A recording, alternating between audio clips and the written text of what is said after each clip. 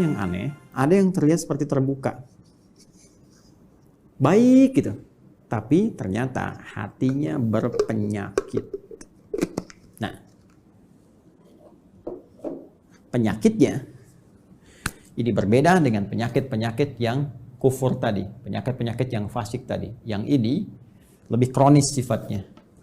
Karena tidak nampak secara langsung dari perilaku. Kalau yang kufur nampak langsung dari perilaku.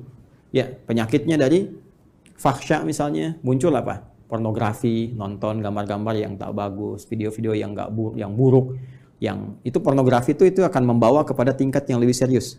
Bahkan nanti ke LGBT ini riset. Dari riset ini nanti. Jadi kalau dari mohon maaf tuh pornografi itu candu yang sangat luar biasa. Itu pornografi itu lebih bahaya dari narkoba. Narkoba aja sudah bahaya, ya, apalagi pornografi. Naik nanti itu pengantar kepada LGBT, itu yang paling bahaya. Ke atasnya lagi. Nah, ini teman-teman sekalian, itu fahsya. Kata-kata kotor, jorok dan sebagainya. Ya, mencuri, membunuh, merampok dan sebagainya itu mungkar. Nah, perbuatan fasik, penyimpangan, itu karena sifat-sifat tadi, fahsya dan mungkar. Nah, munafik itu samar sifatnya. Ya, kalau fahsya dan mungkar itu membentuk perilaku. Orang maling kan mencuri, kelihatan perilakunya ada. Tapi kalau munafik itu perilakunya kayak baik, sikapnya baik. Padahal kebaikan itu dibangun oleh sinyal-sinyal yang kotor dari nafsunya. Itu penyakitnya, penyakit yang sangat menarik. Berbeda dengan penyakit-penyakit biasa. Apa di dalamnya? Seperti riya misalnya, hasad misalnya, ya hiqd misalnya, dengki, dendam, riya, sum'ah dan sebagainya. Ini penyakit-penyakit seperti ini. Berbeda dengan penyakit yang ini. Nah, riya, ingin kelihatan pamer, ya, ingin kelihatan dermawan. Dermawannya bagus tuh, dermawan bagus, ya, bagus dermawannya. Cuma ingin kelihatan dermawan, jadi nggak bagus. Jujur bagus, ingin nampak seperti orang jujur, jadi nggak bagus. Sabar bagus, ya, tapi ingin kelihatan oleh orang seperti orang sabar, itu nggak bagus, ya kan? Ya, bersikap baik pada orang karena hartanya itu bagus, karena jabatannya bagus, hormat pada mereka. Tapi kehormatan yang diisi oleh perasaan iri hati itu nggak bagus. Hormat, ya maaf, ya di wajahnya ada senyuman, masya Allah Pak, Bapak itu luar biasa, bisa punya jabatan seperti sekarang. Cuma di hatinya, mudah-mudahan Bapak besok kehilangan jabatan.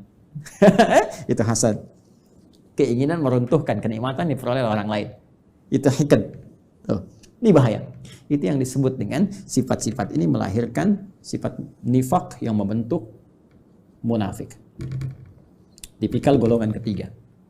Jadi orang munafik itu sama-sama yang ingin saya sampaikan punya penyakit di hatinya.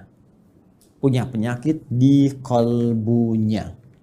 Ya, penyakit yang melahirkan dampak kepada fisik disebut daun. Penyakit yang melahirkan dampak kepada jiwa, sumbernya dari kolbun disebut maradun.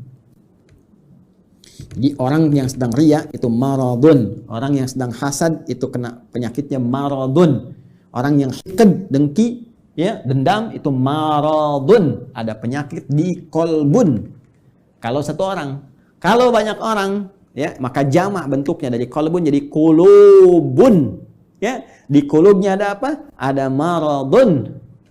Karena itu kalau ditanya kemudian, kenapa orang munafik itu bermasalah imannya? Kenapa dia menipu dirinya sendiri? Di ayat 9, ya kan? Kenapa dia mencoba menipu Allah dan orang beriman? Padahal tanpa sadar dia menipu dirinya sendiri. Karena di kolbunya ada maradun. Karena di kulub mereka kalau banyak. Karena munafik menular. Kalau banyak orangnya di kulubun. Ya, di kulub hati-hati mereka itu ada penyakit maradun. Maka dijawablah dari pemaparan ini. Turunlah kemudian, perhatikan, ya, pernyataan tegas dari Allah Subhanahu wa taala yang mendasari pemaparan yang telah diuraikan tadi, ayat 10. Fi qulubihim marad. Fi qulubihim maradun. Ini fi qulubihim marad. Yang paling menarik di ayat ke-10 ini, yang Allah tekankannya tuh yang ini, khabarnya. untuk menjawab pertanyaan di ayat 8-9 tadi. Ketika Anda bertanya, kenapa sih orang munafik ini imannya bermasalah? Ya, masalahnya apanya sebetulnya? Kan kelihatannya seperti orang baik. Di mana letak masalah di imannya? Maka Allah tekankan, hei, masalahnya di hatinya itu loh ada persoalan. Di jiwanya. Ada masalah besar di hatinya yang nggak sama seperti orang normal. Ini orang nggak normal, kelihatan baik tapi hatinya berpenyakit. Kan? Ini yang ingin ditekankan. Di persoalan utama orang munafik itu ada pada jiwanya. Ini kembali ke sini tadi ini. Ini yang sedang dikuasai oleh setan dengan penguasaan yang sangat dahsyat sehingga nggak nampak seperti orang-orang fasik, nggak kelihatan seperti orang kafir yang menutup diri, yang jelas perilakunya, ya jelas nih arahnya jelas. Ini samar kelihatannya. Kenapa? Karena ada bahaya di sini nih. Dan bahayanya apa? Jenisnya. Anda bertanya lagi, apa ya Allah jahat? Jenisnya apa? Bahayanya apa? Penyakitnya bagaimana? Marad nih. Fi qulubihim marad. Nah, ini ada penyakit-penyakit samar yang nggak nampak secara langsung, nggak kelihatan. Ya, nggak kelihatan, tapi lewat perilaku itu bisa terdeteksi. Nanti yang bisa melihatnya adalah nilai-nilai keikhlasan. Benar nggak nih? Saya mau menyumbang Pak untuk renovasi masjid. Kelihatannya di sini ada renovasi. Oh iya Pak, Masya Allah, Alhamdulillah. Sampai sini masih bagus. Berapa Pak kebutuhannya? 5 miliar? Nggak usah. Biar Pak, nggak usah buka sumbangan. Biar saya aja yang nyumbang. Kan? Sampai sini masih bagus. Benar Pak? Iya nggak apa-apa. Ikhlas Pak karena Allah. Bismillah. Nih 5 miliar. Tapi mohon Pak ya, nanti pas Jumatan dikasih tahu bahwa saya mengatasi semuanya ini. Kalau perlu di akun Bapak sebarkan dari Sabang sampai Merauke. Nah, mulai muncul. Jelas ya?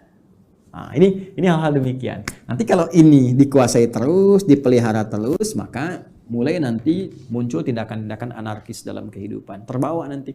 Mula-mula nggak enak fisik. Ini penyakit munafik ini berbahaya. Marad itu lebih berbahaya daripada da.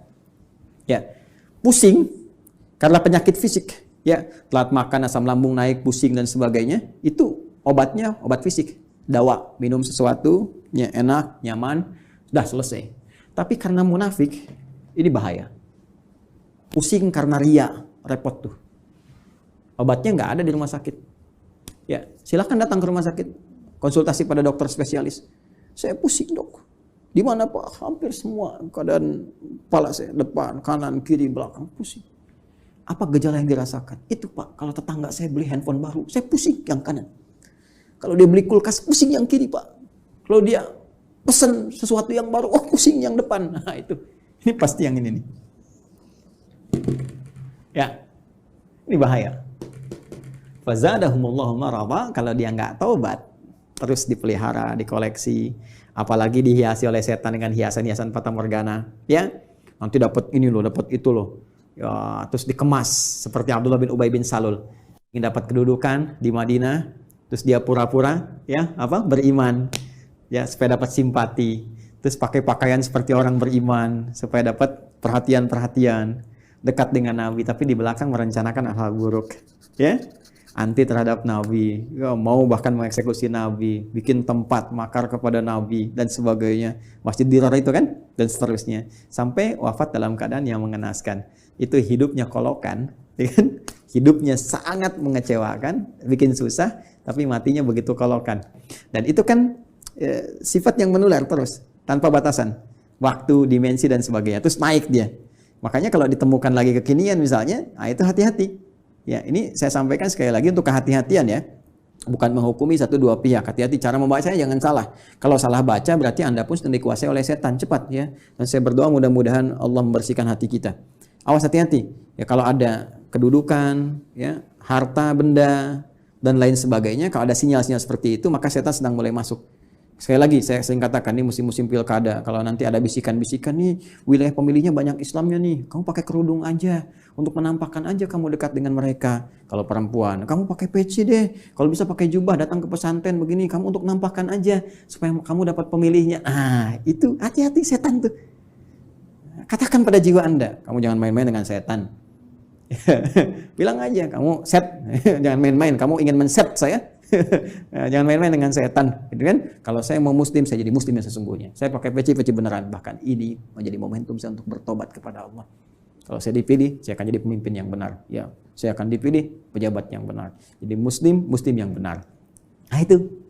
Ya. Pun demikian, hati-hati kalau sedang bermasalah, Ya, nggak pernah bersentuhan dengan jilbab, nggak pernah bersentuhan dengan peci, dengan tasbih, tiba-tiba tertangkap di persidangan, bawa tasbih, bawa peci, bawa ini. Kalau motivasinya bagus, jalan untuk bertobat, baik. Tapi kalau dorongannya, udah untuk menarik perhatian hakim, juri, supaya ada kasihan, unsur kesolehan, pakai aja ini. Itu pun dikuasai oleh ini, kalau tidak ada perubahan yang berarti. Ya, ingat saya menyampaikan, ya sebagai gambaran objektif, karena dari dulu ada seperti ini. Kalau muncul lagi sekarang, berarti kita bisa hindari. Ingat ya, kita tidak menghukumi satu atau dua pihak, tapi pelajaran kita bersikap objektif untuk melihat dan mengoreksi diri. Kalau ingin berubah, alhamdulillah. Kalau tidak, itu pilihan, tidak pernah ada paksaan. Ya, ini cara membacanya.